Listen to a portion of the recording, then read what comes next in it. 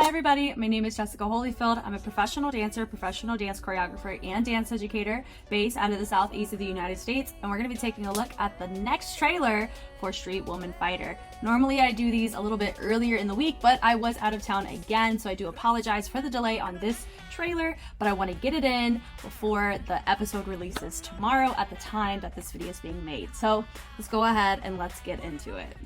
상대 크루의 안무를 카피를 해야 합니다. 그들이 못 따라 하겠죠? 해야 되잖아요. 몸을 좀 괴롭혀서 더 멘탈 흔들어야겠다. 과연 이 노래와 어울리는가?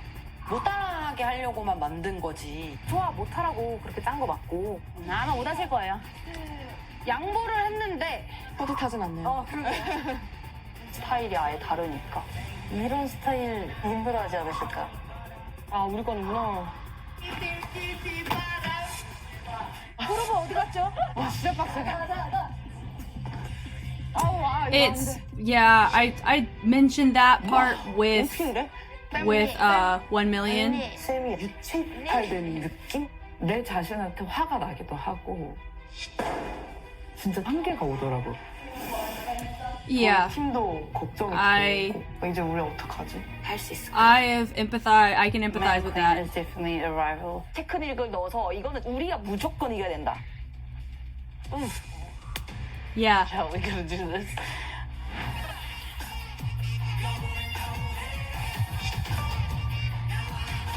That's right, you guys told me about that.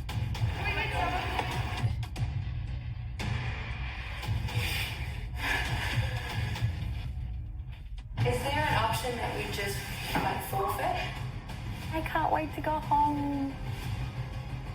It's done. 아쉽게 파이트존을 떠나야 하는 첫 번째 탈락 크루는 입니다.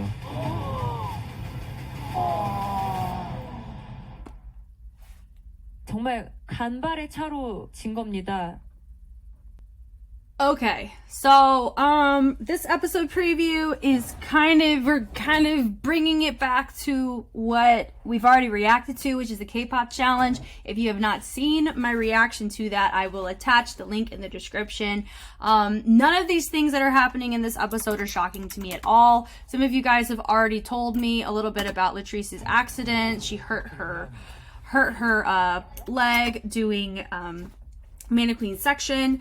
Here's the thing. I knew mannequin section is the hardest. Low-key is the hardest out of everybody's. I would say 1 million. I did mention that 1 million struggled to do wolf low section, and it's coming to the forefront here as well. So I am encouraged to myself at the fact that I was able to kind of take note of that just by watching the K-pop challenge. I will say though that I find it I don't know how much of a percentage the popularity vote is going to be with these crews. You know,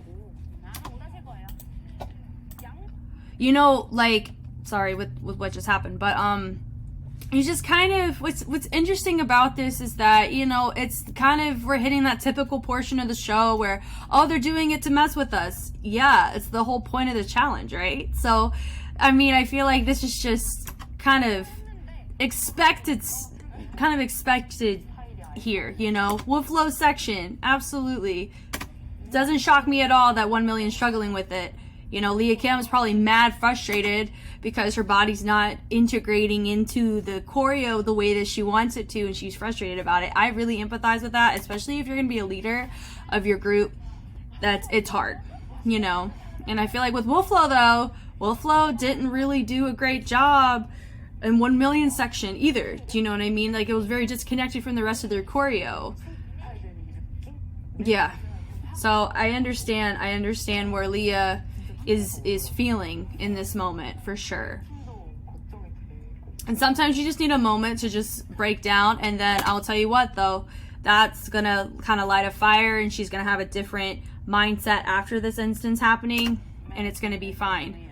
the match between Mannequin and Jam, I mean, like I said, they've been kind of rivals throughout this entire thing, especially with the battles, you know, between Waxy and Yoonji, and Sarah as well. A lot of Mannequin has gone up against Jam Republic, and so this is one of those first things where it should be in Jam Republic's wheelhouse, because Mannequin has more battle experience. These girls in Jam have more choreography experience with crew like choreo. But I know some of you guys said that Jam wanted to kind of avoid making it look too crew-esque because the aesthetic is K-pop. So I understand that, but yeah, Jam had the toughest excerpt to do. And I think it is so unfortunate that Latrice got hurt. Oof. So it looks like she sprained it. She either sprained it, twisted it, or fractured it. I will be honest, like, yeah, fractures can happen. Hairline fractures can happen in these instances. I'm going to hope that it was just a twist or a sprain. Yeah, that's really unfortunate. And also, I don't know if the other crews know that this happened. Like, y'all let me know because I haven't gotten to this part of the show for the season 1. Let me know if the other crews watch when they are on stage for the shoot. I'm not sure. I'm assuming no, because they probably have to shoot it over and over again because this instance happened because of that. So this instance, they're like, can we just like forfeit? But then Latrice is probably like, no, I can keep going.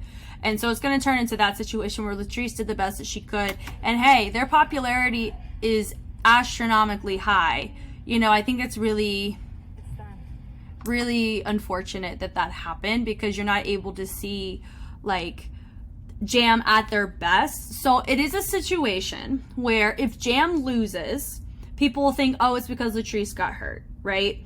But if Jam wins, it'll be because of their popularity.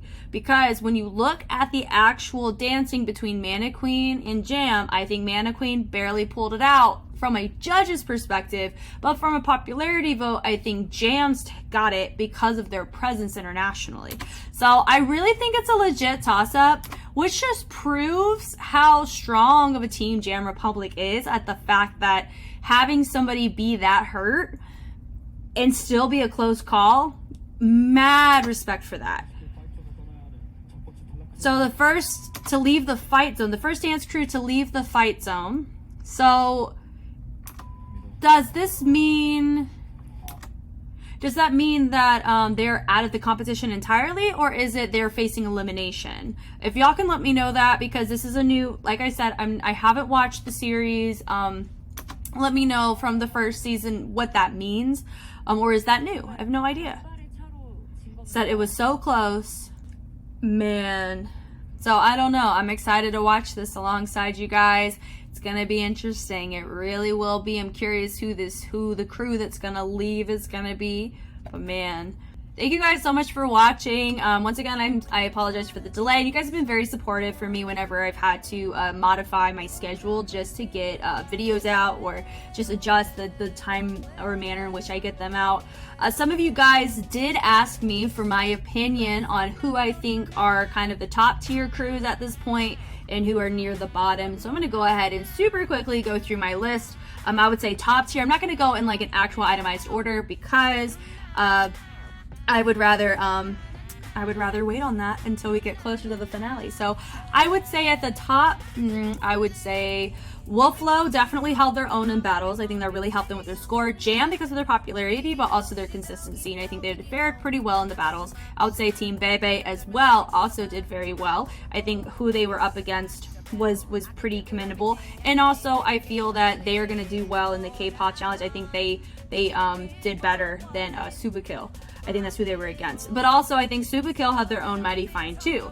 On the lower tier, Deep and Dop. I would say out of all the crews, Deep and Dop has been the most disappointing. It's just across the board in everything I've seen them in. Their battles, their crew preview, their K-pop challenge, everything that I have seen from them has been subpar. in comparison to the caliber of the expectations that we expect from a show like this. So I would say, and of course, Mana Queen, I think, held their own in battles. They also held their own in K-pop. So I think Mana Queen is actually one of the strongest, well-rounded crews, as well as Bebe and Jam Republic. Wolflu is great in battles, but I think their choreography is really going to set them back. So I wouldn't say a top tier and a bottom tier, like I said earlier. Honestly, I think with Lady Bounce, very unfortunate in their lineups for their battles. I really think that worked against them. But I think they did better than Deep and Dop, who they were against for the K-pop challenge. So all in all, being very honest, I will be surprised if Deep and Dop is not the first failed crew, because of all the things I had already mentioned. Now, if I were to think if there was another crew that could have failed besides Deep and Dop, I would say probably Lady Bounce, because of their track record in their battles. I think contributed to that, even though I think that they outperformed Deep and Dop in the K-pop challenge, because I'm assuming that result happened from that. But if we're incorporating everything, that would be my vote, right? Because also, if you look at the dance rank mission, you have Subakil was a dance rank, you have Mana Queen that took the middle, you have Team Bebe that took the leader slot, and then you have Latrice from Jam who took the sub leader. So like, you can't negate those things either. And I know that I'm not 100% on who all the people who were worst dancers. I know somebody from Wolflo got it. I think Readily got it from Mana Queen. But I don't believe anybody from Jam got worst dancer, right? Correct me if I'm wrong. I don't know if anybody from Bebe got it either. I'm not like I said, I don't know that at the top of my head, but I do feel that out of all the crews, Deep and Dop well-roundedness is the least effective in comparison to everybody else. So, but I would love to hear your thoughts on this. I cannot wait for the episode tomorrow. I know a lot of the episode that's going to be released tomorrow are just their preparations for the K-pop challenge, so I don't know how much content I will have of this episode for tomorrow, but I am working diligently on the first season of Street Woman Fighter to hopefully get a lot of that out to you guys this week. Okay, so thank you again for watching, and I will catch you on the flip side. Bye.